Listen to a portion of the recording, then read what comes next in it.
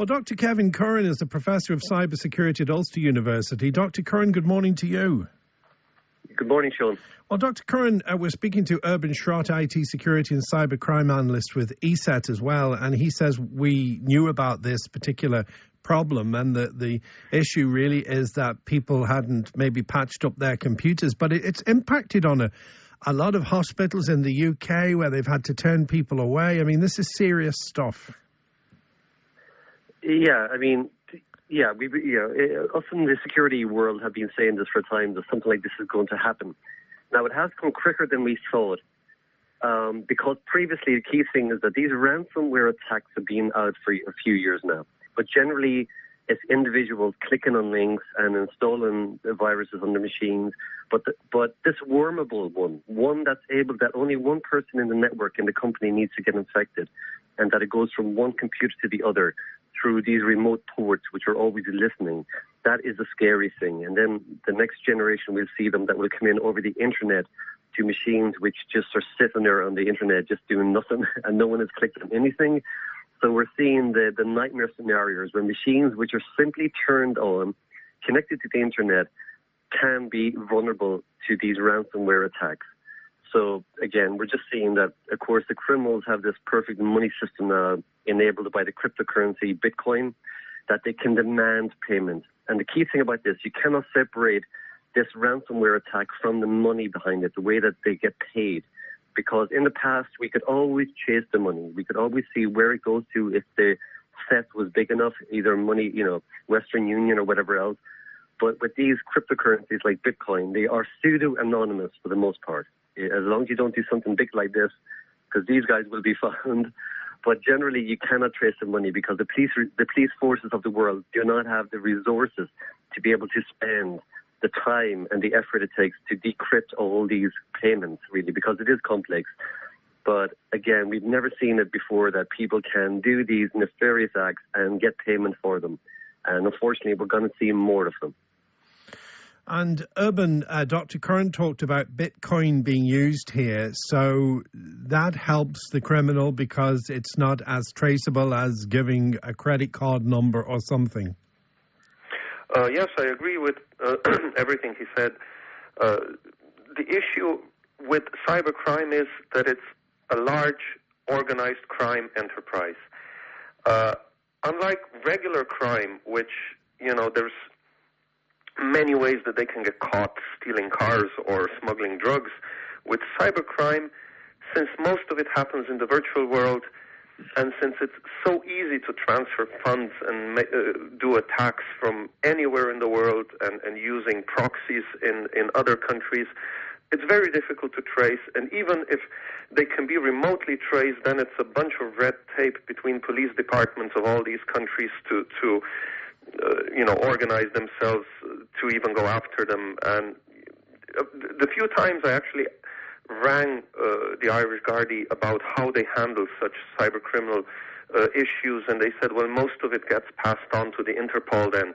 So then the Interpol has to go to other countries and initiate some sort of investigations there. It's really difficult to trace. So since this gives relative security and immunity to the cyber criminals behind this, of course they're going to keep doing this. I mean, it's in their best interest to milk this for as long as they can and try to make as much money from it as they can. And I suppose, Dr. Curran, there's a temptation to pay up because otherwise your system is closed down. Yeah, of course. And they hit the sweet spot with the $300 because they work out that that's probably the amount that people are willing to pay rather than go through the effort of getting all their files back. And again, look, it's hard for me to say to someone, don't pay it, because, again, it's hard to know how much business people are going to lose because of this if all their files are encrypted. And, of course, simply the only way to prevent this happening is to have a good backup system, like a 3-2-1 system. You've got 2 backups of your data on external hard drive and 1 offsite on a different premises. Always think about your building burning down. And when was the last time you backed up your system and took it off premises? But again, there's no guarantee that they will get, if you pay this ransom, where there's no guarantee you will get your files decrypted. I would wage a lot of money that this is a case where you will not get your files decrypted. I think if you pay this ransomware, you will just still be left out of pocket and with no files decrypted. I would hold on, especially in this one, because it's so global, so large, that I do believe that they'll catch them, they'll get the decryption keys, and people's files will be able to be decrypted. There are systems online, websites, which are able to crack some of the earlier ransomware and some of the weaker ones out there, that they have the keys freely available on websites like Kaspersky have a no ransomware site. So there is, for some of the ransomware out there, the weaker ransomware, there actually is ways to get it unlocked.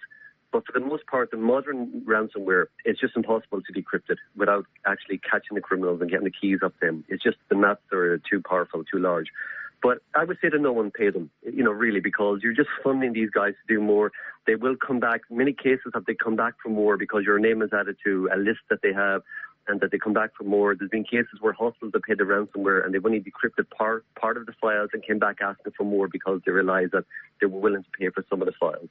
But again, it's very easy for me, but it's a real gamble if you do pay. If you could afford it and it's a drop in the ocean to you, try it. But I really think you will not get your files decrypted on this occasion. And Urban, there is a huge temptation to pay up because people want to get operating again. But Dr. Curran is saying he has a feeling on this occasion that even if they do pay up, they won't be successful. We say pretty much exactly the same thing every time. You are, after all, dealing with criminals here. They're not obliged in any way to do what they said they would do. So, you're taking the word of a criminal to actually, unlock things that he locked in the first place. So, some people would pay, and they wouldn't get the files decrypted. Sometimes even the cyber criminals themselves cannot decrypt them. We've had cases of ransomware which was encrypted in a way that they have never included a decryption key in their own algorithm in the first place. So it was undecryptable because of the nature how it was constantly changing the encryption. So it's really also, as was just said, having a solid backup is usually the best way to go about it if you've already been infected. Because you just set up the system again, restore the files from backup, and you're up and running.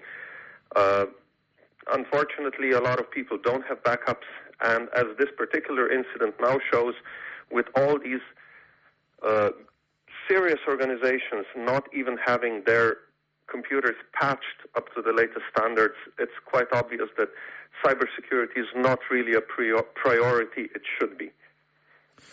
Now, those involved in cybersecurity must be rubbing their hands, because I was looking at the stock market this morning and it seems that they're certainly way up in that particular area. So it's a win-win in that situation, I suppose, Urban?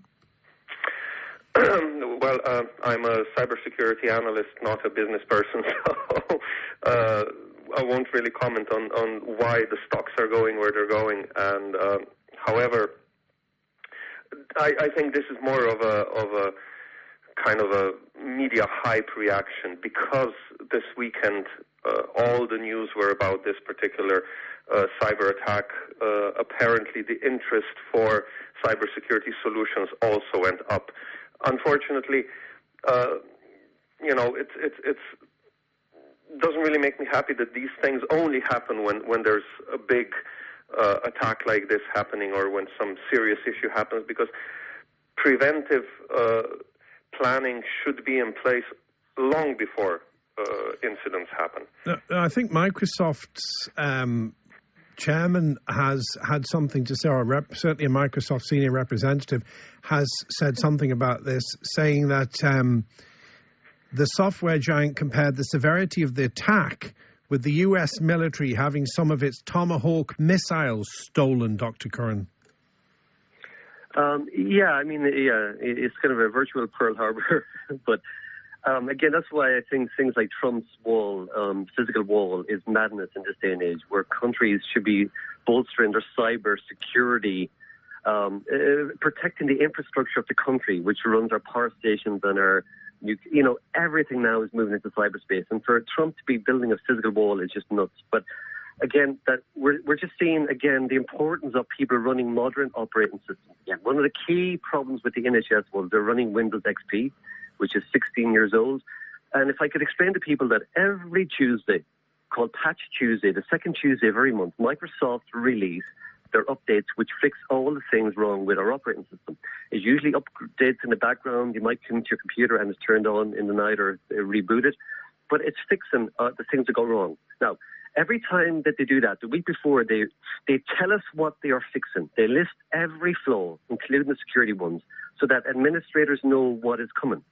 So therefore, every time they fix something, all the hackers, the key hacking groups and the government hacking groups, watch what's happening. Then they think to themselves, okay, I see that Microsoft are fixing X, Y, Z. I wonder, does that exist in Windows XP? And because Windows XP has no protection, no updates, they go back and they decompile it and they build a new exploit for Windows XP. So every single day that goes by, Windows XP, Windows Vista, Windows 7, all these older operating systems become more and more vulnerable. So to not upgrade to the later ones, now you can move off to Linux or move off to Mac or move off to iPad, but if you're going to stay in Windows, you really have to move up to the modern operating system, Windows 10, which is the final version. Okay. It's the one that keeps updating because it will keep you safer in the long run. Should we be worried about our phones, Urban, about our tablets? I think we should have been worried about this for a while already. Anything that is used currently for any kind of transactions, for any kind of data storage, for any kind of personal or sensitive info storage is a potential target. And since the cyber criminals are facing more and more of an obstacle in the form of various antivirus products, they're shifting even from attacking laptops and PCs, which usually are protected by something, to attacking mobiles and tablets because they know most of them are not protected. And, you know, if you're using some sort of a taxi service and you have your credit card stored in your mobile, that is a valid target for them because they can directly get to your financial transactions. If you're accessing social media through your mobile device, again, you can be targeted and they can try to get your passwords and log in as yourself and then spam other people in your name and send them links to infected files which will give them ransomware, etc., etc. It's all very connected, very combined for them. It's a money-making enterprise. So, of course, they'll be looking for any kind of vulnerability in any kind of device that we're using in order to get to sensitive data or to our financial information. Okay. Dr. Kevin Curran and Urban Schrott, thank you both for joining us this morning. You're welcome.